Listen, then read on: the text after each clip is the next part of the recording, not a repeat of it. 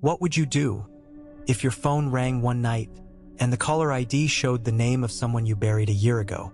Julia thought grief was something you could move on from, until the night her dead husband called.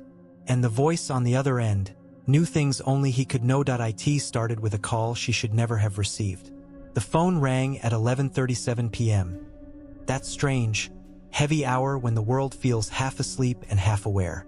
Julia Turner stared at her glowing screen, her heart freezing in her chest. The number flashing across the display wasn't random. It was Mark's number, her husband's, the one she deleted, blocked, and buried with him nearly a year ago. Her hands trembled so badly she almost dropped the phone. The ringtone, that same cheerful chime he'd set before he died, filled the dark living room like a cruel joke. She didn't answer. She couldn't. Instead, she sat there, listening to it ring until it stopped. A few seconds passed. The silence after the ring was louder than the sound itself. Then ping. A voicemail. Julia's stomach twisted. For a long moment, she just stared at the little red icon on the screen. The apartment was cold. The TV, still playing some forgettable late-night show, flickered dim light across her face. She told herself it had to be a scam, a recycled number, a wrong call. That's what she'd tell herself. That was the logical thing. But logic meant nothing when grief still slept beside you. With trembling fingers, Julia pressed play. At first, all she heard was static, a distant hum, like the wind through broken wires. Then a voice came through. Jules. Her breath caught in her throat. It was Mark's voice. Quiet, familiar, tired. The way he used to sound right before he fell asleep beside her. Don't be afraid. Julia dropped the phone. The voicemail kept playing, muffled from the carpet. She could still hear him speaking, short, fragmented phrases, words that didn't belong in the world anymore. Cold here. Can't find the light. She clawed the phone off the floor and ended the message, her chest heaving. The number was still there on the screen, real and glowing. She stared at it like it might burn through her eyes. The date of Mark's death flickered in her memory. The car crash, the rain, the call from the hospital. Now the same number was calling her again. She turned off the phone, unplugged it, even pulled the battery out, though she knew deep down that none of it would matter. Because that voice wasn't a mistake. It was him. Outside, thunder rolled low in the sky, and a sudden gust of wind rattled the windows. Julia sat frozen on the couch, gripping the phone like a lifeline. In the faint glow from the TV, her reflection shimmered in the black glass, pale, trembling, and utterly alone. Then, from somewhere deep in the phone speaker, even though it was turned off, came a faint sound. Not a ring, not a message, just a whisper. "Answer me, Julia." Julia didn't sleep that night. She sat curled on the couch until sunrise, the phone lying face down on the coffee table like a loaded weapon. Every creak in the apartment, every groan of the pipes, felt like a whisper from the other side. When the first pale light crept through the blinds, she finally moved, slow, cautious, as if she were afraid to wake something that might still be listening. By morning, logic began to seep back in, timid and fragile. There had to be an explanation, a data glitch, a cloned SIM card, something. She'd seen stories online about people receiving calls from reassigned numbers. Maybe Mark's number had gone back into circulation. That was it. That had to be it. Still, the words from the voicemail replayed in her mind. Cold here. Can't find the light. At noon, she forced herself to call her service provider. The agent on the line was polite but confused. "That number, ma'am?" he said after a pause. "It's been permanently deactivated, not reassigned. It shouldn't be able to call or text anyone." Julia felt her throat tighten. "Then how did it call me last night?" The man stammered. "There's no record of that call, actually. No incoming number, no duration, nothing." She ended the call before he could say anything else. Her hands shook as she set the phone down. No record, no source, just a voice from nowhere. One that had known her nickname, one that had sounded exactly like him. That afternoon, she drove out to the cemetery. It wasn't planned. Her hands had simply turned the steering wheel on their own. The autumn sky hung low and heavy, the air tasting of rain. She parked near the far end where the graves sloped gently toward the trees, and for a long time she just stood there, staring at Mark's headstone. The stone was clean, the grass trimmed, a small bouquet of wilted lilies from her last visit still resting at its base. She knelt and brushed a leaf away from his name. "This isn't funny," she whispered. "If you can hear me, please stop." Her phone buzzed. Julia froze. The sound came from her coat pocket, the same ringtone. She hadn't changed it, hadn't dared to. Her heart slammed against her ribs as she pulled the phone free. The screen glowed. Incoming call, Mark Turner. The cemetery was silent except for the wind rustling through dry leaves. She pressed answer before she could stop herself. At first, nothing, just the faint hiss of static. Then breathing. Slow, uneven, human. "Julia." Her knees went weak. "Mark? Is that you?" A pause. Then softer. "They won't let me go." The line crackled, and a distorted sound, like water bubbling, metal twisting, bled through. Julia's heart pounded. "Where are you? Who won't let you go?" Static. Then a whisper, almost pleading. "Don't answer again." The call cut off. Julia stood in the cold graveyard, phone shaking in her hand, the world spinning around her. The screen dimmed to black, but in that black reflection, for a split second, she swore she saw his face, wet, bruised, and staring back. The next morning, Julia woke with her phone clutched in her hand, the screen black and cold. Her dreams had been a blur of static and half-heard whispers, all repeating the same phrase, "Don't answer again." She wanted to believe it was just her grief clawing its way back into her life, but deep down, she knew this was something else, something she couldn't reason away.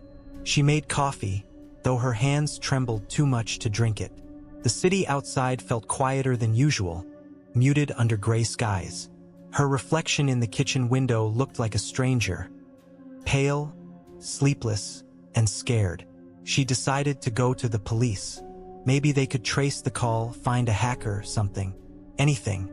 At the precinct, the officer listened patiently but skeptically as Julia explained. He took her phone, scrolled through her call log, then frowned. "You said you got 2 calls from this number?" he asked. "There's no record of either. Nothing's here." Julia leaned forward. "That's impossible. I have the voicemails, the recordings." But when he opened her voicemail list, it was empty. No messages, no timestamps, as if they'd never existed. He handed the phone back carefully, his tone softening. "Ma'am, maybe you just dreamed it? Grief does strange things." She left before he could finish. The moment she stepped outside, rain began to fall, soft, cold, relentless. By the time she reached her car, her phone buzzed again. No number this time, just the words, "Private caller." Her breath came shallow. Against every instinct, she answered. For a few seconds, there was nothing. Then she heard it. That same static hiss, low, alive, like breathing through broken glass. "Julia," the voice whispered. She froze. "You shouldn't have gone to them." Her skin crawled. "Mark," faint sound, like dripping water. Then, "You buried me wrong." Julia's heart stopped. "What?" "Under the wrong name." Before she could speak, the call ended. She stared at the screen, the reflection of her terrified face shaking in the wet glass. Her husband had been cremated. There was no grave, just ashes scattered over Lake Marin, the place he loved. What did he mean, buried wrong? The sky rumbled. A flash of lightning cut across the horizon. She started the car and drove toward the lake. By the time she reached the water, the rain had turned violent. Wind clawed through her hair, the air electric with storm. She ran down to the edge of the dock where they'd scattered his ashes, soaked to the bone. "Mark!" she shouted over the thunder. "What are you trying to tell me?" Silence. Then, from somewhere beneath the dock, her phone vibrated in her pocket. She pulled it out, the same number again. This time, no name, no caller ID, just digits glowing faintly on the screen. She stared as a chill ran through her veins. It wasn't just his number anymore. It was hers, too. And then, the voice came again. Faint, wet, and close enough that it didn't sound like it came from the phone at all. "I never left the lake, Julia." By the next evening, Julia's world had begun to unravel. The call from the lake replayed in her mind like a loop she couldn't break. "I never left the lake, Julia." Those words weren't just sound. They were a curse that crawled beneath her skin. She hadn't gone to work, hadn't eaten, barely remembered how to breathe without hearing his voice behind her. The first sign that something was wrong inside her home came at 9 p.m. The television flickered on by itself. Static, gray and hissing, flooding the room with a pale glow. Julia froze. The remote lay untouched on the coffee table. She reached for it slowly, her hand trembling. Before she could press any button, the static shifted. Through the noise, an image began to form. Not a full picture, just movement.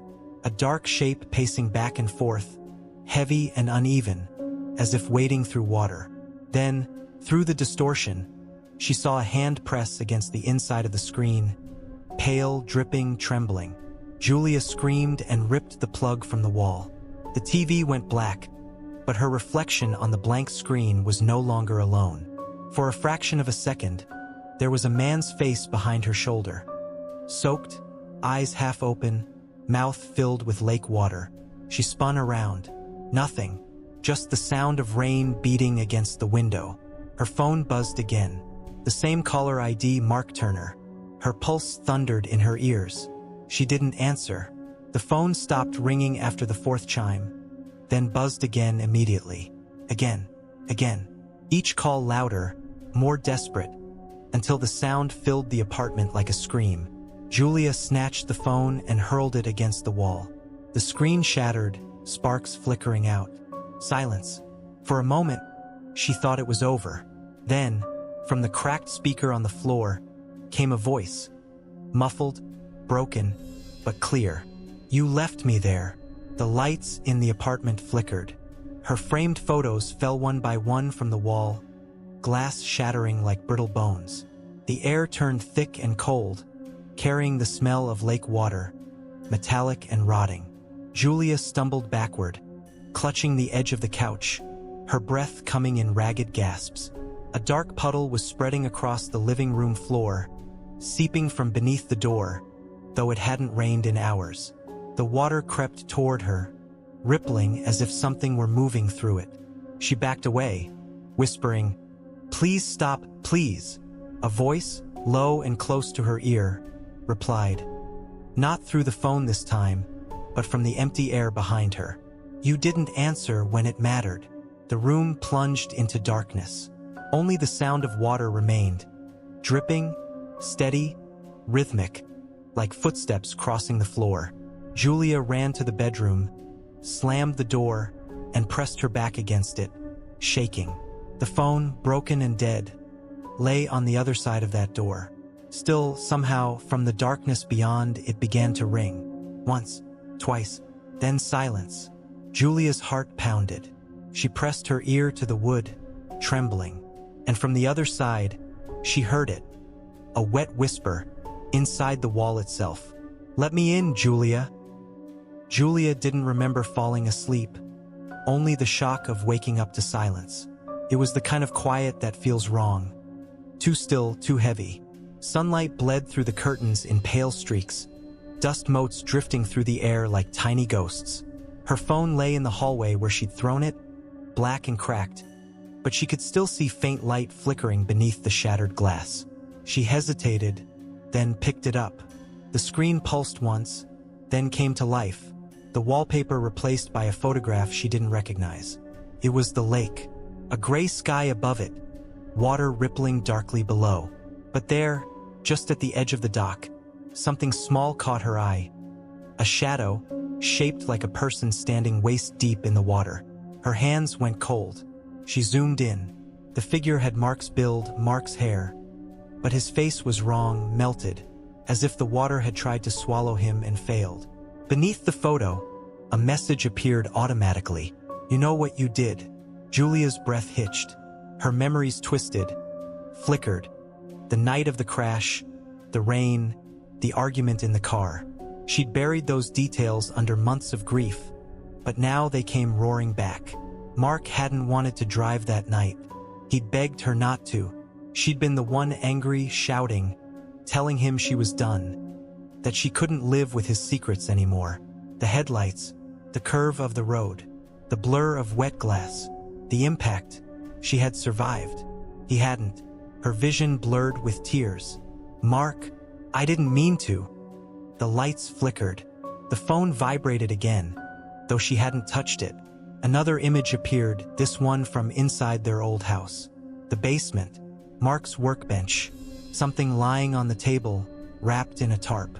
She didn't remember that night clearly, but she remembered the smell, the sound, the way she'd driven home afterward and told herself it was all an accident. The phone buzzed once more. A call, but not from Mark's number this time. The screen showed only a single word, truth. Her throat tightened. Against every instinct, she answered. Static filled the room, then a sound like someone breathing underwater. A distorted whisper came through, raw and trembling. You left me. In the car. Julia's legs nearly gave out. No, I tried to help you. The voice rose, bubbling, angry. You ran. I was scared, she screamed. You were already gone. Silence. Then softly, you didn't check. Her mind fractured. The memories returned with merciless clarity. The twisted metal, the smell of gasoline, Mark's hand twitching, alive, as she'd stumbled from the wreck. She turned away, blinded by fear and guilt, and she had left him there. The phone slipped from her hand. The voice continued, echoing now from the walls, the floor, the air around her. I called you before the water filled the car. You didn't answer then either. Julia fell to her knees, sobbing. The lights flickered, dimmed, and for a moment she thought she saw movement in the reflection on the phone screen. Mark's hand, reaching toward her through black water. Then, through the static, his voice whispered one last time. This time, Julia, you'll answer. That night, the rain returned, soft at first, then relentless, washing over the city like a cleansing that refused to end. Julia sat in the dark, her broken phone in her lap, the faint light from its cracked screen flickering like a dying heart. Her eyes were hollow, her mind caught between guilt and madness. She could still hear his words echoing through her skull. You didn't answer then either. The clock read 11:37 p.m., the same time as the first call. The phone buzzed once, twice. Then came the ring, the same familiar tone that had once made her smile. Her fingers hovered over the screen. Every part of her screamed not to do it. But she was done running. Slowly, she pressed answer. There was no static this time, only quiet, heavy, waiting. Then, softly, the voice she had loved for 10 years. Jules. Tears burned her eyes. Mark, I'm so sorry. I should have come back. I should have. You left me alone, the voice said, almost gentle. It was dark and cold, and I called you. She covered her mouth, sobbing. I was scared. I thought you were gone. I couldn't. You can now. Something in the tone changed. The voice was still his, but beneath it was something else. Deeper, wrong, like multiple echoes speaking from the same throat. The air around her thickened, damp and icy, carrying the faint smell of algae and gasoline. The walls began to weep moisture, droplets tracing down the paint like tears. Julia stood, backing toward the door, but the knob was slick beneath her hand, cold and dripping. Water seeped beneath it, pooling at her bare feet. From the phone, she could hear splashing, as if Mark were wading closer, step by step. Where are you? She whispered. Home. The water rose faster now, creeping up her ankles. She looked down. The reflection shimmering on the surface wasn't hers anymore. A face stared up from beneath. Pale, eyes open, lips blue.